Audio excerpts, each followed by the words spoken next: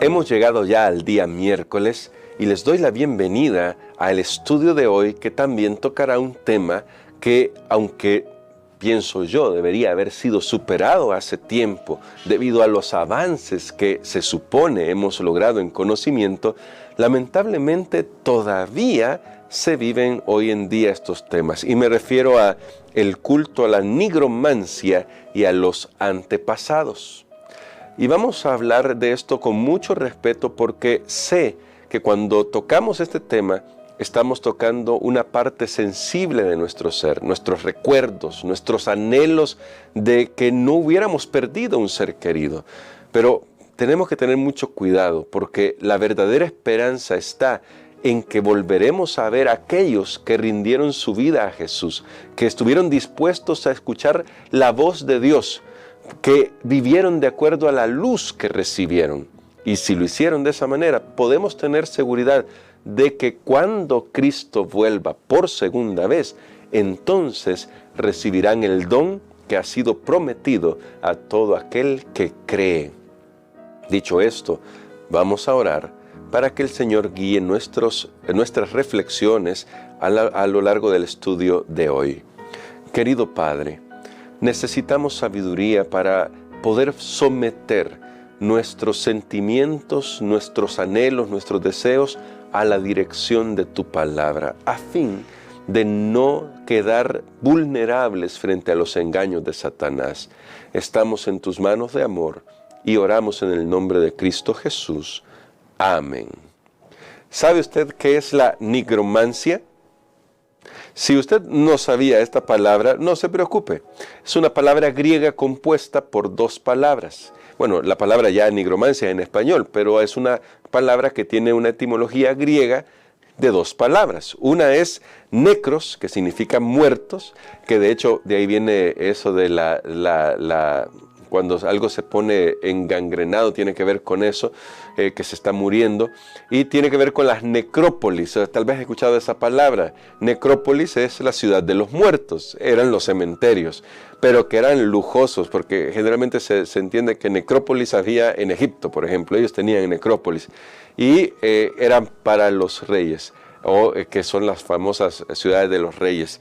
Ahora, la otra palabra que está asociada con nigromancia es manteia, que ahí está necromanteia, diría nigromancia en español, y manteia es adivinación.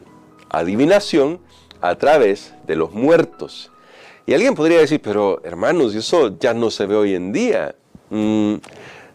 Creo que debo discrepar con eso, porque lamentablemente en el pleno siglo XXI todavía hay culto a los muertos de esa manera. Todavía hay nigromancia. Ya no le llaman así, ¿verdad? Ahora tienen otro tipo de llamados. De hecho, hoy quienes practican estas cosas ya no se llaman adivinos, o las mujeres que antes practicaban esto se llamaban pitonisas. Me refiero en el tiempo bíblico, o en el tiempo de la historia antigua. No, ahora ya no se llaman así, ya no se llaman adivinos, ya no se llaman pitonisas, ya no se llaman oráculos, que también era la forma en que los griegos comprendían este culto a los muertos. Ya no se llaman oráculos, ahora se llaman hermanos. Ahora tienen ese nombre, han adoptado ese nombre porque se han introducido también en las corrientes cristianas. Y es fácil que se introduzca en una corriente cristiana que crea en la inmortalidad del alma. Pero aquellos que creemos en lo que la Biblia enseña, sabemos que eso es espiritismo, simple y llanamente espiritismo. Así, debemos hablarlo con claridad. Pero junto con esto está algo que no nos resulta, voy a decirlo, tan chocante como el culto a los muertos, porque esto decimos, no, nigromancia, claro que sí, eso no. Pero de alguna manera nos metemos en este mismo patrón cuando rendimos culto a nuestros antepasados.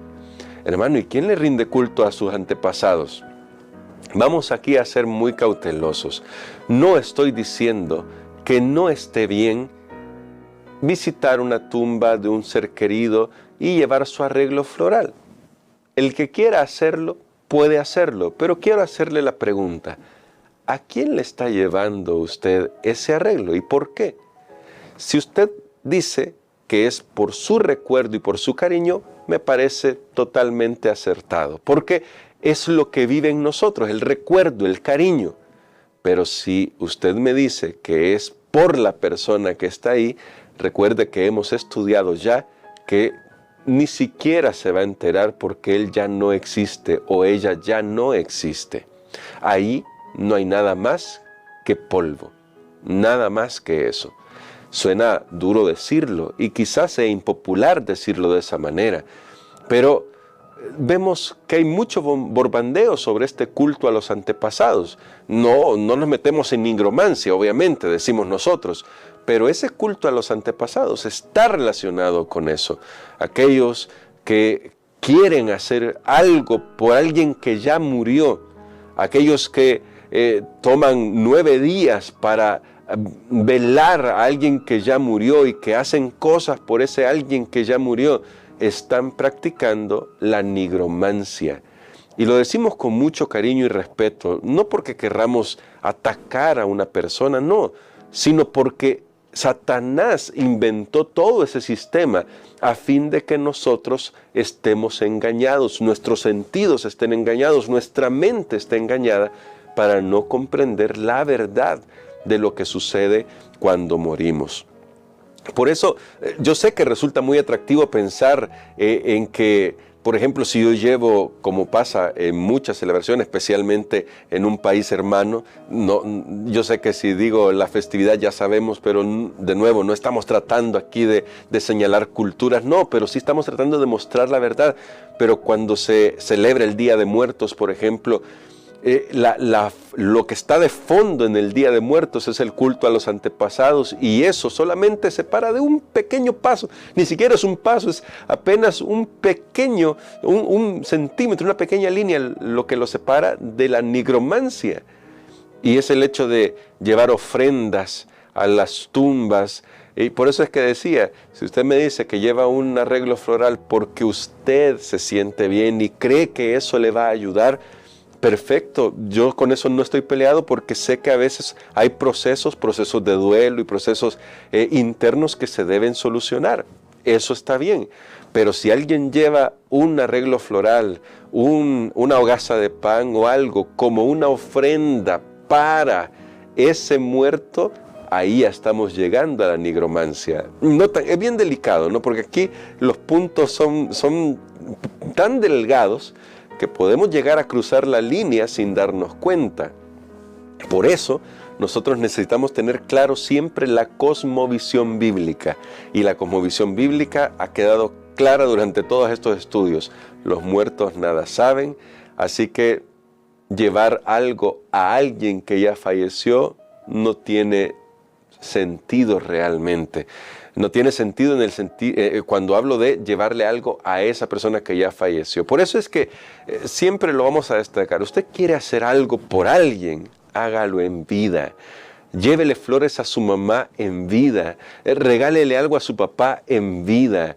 Cuando haya muerto, ya no se puede hacer nada. Ya ninguna flor, ningún regalo, por muy grande y costoso que sea, le va a servir ya, porque simplemente habrá dejado de existir. Y además, si seguimos con esas prácticas, terminaremos haciendo culto a los muertos y terminaremos en la nigromancia. Pero vamos a ir a un texto bíblico que quiero que vean por qué es importante ceñirnos a lo que la Biblia enseña, porque puede ser que aún sabiendo lo que la Biblia enseña, si no nos ceñimos a eso, si no nos aferramos a eso bien, podemos terminar pasando la línea y creyendo en el engaño de la inmortalidad del alma. Y lo voy a presentar en un ejemplo que incluso aquellos que creen en la inmortalidad del alma han tratado de usar para reforzar sus ideas, pero no tienen nada que ver con eso. Más bien nos enseña lo que sucede cuando no nos aferramos a un claro, así dice Jehová. Quedamos expuestos al engaño del enemigo. Y esto se encuentra en 1 de Samuel, capítulo 28, versos desde el 3 hasta el 25. Son bastantes pasajes, pero solo voy a destacar algunos de estos pasajes para destacar los puntos clave. Comencemos con el verso 3 de 1 de Samuel capítulo 28. Dice el texto claramente: Samuel ya había muerto. Todo Israel lo había lamentado y lo habían sepultado en Ramá, su ciudad, y Saúl había echado de la tierra a los médium y espiritistas. Me detengo ahí porque este texto es clave. La historia es que Saúl está a punto de enfrentar un ejército y se siente abandonado. Pero la Biblia, esto es maravilloso, nos dice de entrada, antes de introducir todo el relato, que Samuel había muerto, había sido sepultado y que el mismo Saúl, mientras todavía seguía la voluntad de Dios haciendo lo que Samuel le indicaba, porque Samuel era el mentor espiritual de Saúl, había expulsado de Israel a los médium y espiritistas. La Biblia en el libro de Deuteronomio capítulo 18 habla claramente, y también en el libro de Levíticos, sobre el hecho de que Dios había prohibido las prácticas espiritistas en Israel. ¿Por qué las había prohibido? Porque era culto a los demonios. Por eso las había prohibido. Siendo que eran prohibidas, Saúl había hecho bien al sacar a todos esos practicantes de espiritismo del pueblo de Israel. Ahora, hasta ahí todo bien. Luego, lamentablemente, Saúl comenzó a dar pasos en dirección contraria a la revelación de Dios. Y como había dado esos pasos contrarios a la dirección de Dios, se había alejado de Dios, de su relación con Dios. Vean lo que dice el verso 6. Consultó Saúl al Señor, pero no le respondió, ni por sueño, ni por Urim, ni por profeta. Y me impacta cómo la Biblia destaca claramente que los tres medios designados, también allá uno lo puede leer en el libro de Números, y en el libro de Deuteronomio, designados por Dios para comunicarse con alguien, Dios no los había usado con Saúl. ¿Por qué? Porque Saúl se había rebelado contra Dios. O sea, Saúl se había alejado de Dios y ahora viene a consultarlo porque tiene miedo de un problema que está enfrentando. A veces así somos nosotros, somos muy parecidos a Saúl, hay que admitirlo. Nos alejamos de Dios, hacemos lo que queremos, pero cuando estamos ya metidos en el problema y queremos que Dios se encargue de resolver todos los problemas. No es que Dios no lo pueda hacer, Dios es misericordioso, pero noten que el relato destaca que Saúl trató de consultar al Señor y el Señor no respondió, porque siendo que Dios conoce los corazones, sabía que Saúl no estaba buscándolo de corazón realmente, no lo estaba haciendo. Prueba de ello, de que no estaba buscando a Dios de corazón, es lo siguiente, verso 7. Entonces Saúl dijo a sus servidores: buscadme a una médium para consultarla. Momento, ¿no fue Saúl el que expulsó a los médium y espiritistas? Sí, claro que sí. Los expulsó mientras todavía seguía las indicaciones de su mentor, Samuel. Claro, ahí estaba haciendo las cosas como debía. Pero ¿por qué ahora él va a consultar con un médium? El texto dice de que Dios no respondió por los medios habituales. Y el Deuteronomio destaca claramente que estaba prohibido consultar a los médium. ¿Por qué? Porque ellos hacían culto a los demonios. ¿Qué está haciendo Saúl aquí? Está dando pasos en el terreno del enemigo. Cuidado con eso. Está dando pasos en el terreno del enemigo. Bueno, más adelante, ahí se cuenta la historia de cómo Saúl se disfraza, va y busca a la pitonisa de Endor. Pero vean lo que dice el verso 12 en adelante. Bueno, verso 11 en adelante. La mujer le preguntó entonces: ¿a quién te haré venir? Porque Saúl llegó a pedirle que quería comunicarse con Samuel, que según leímos en el verso 3, ya había muerto.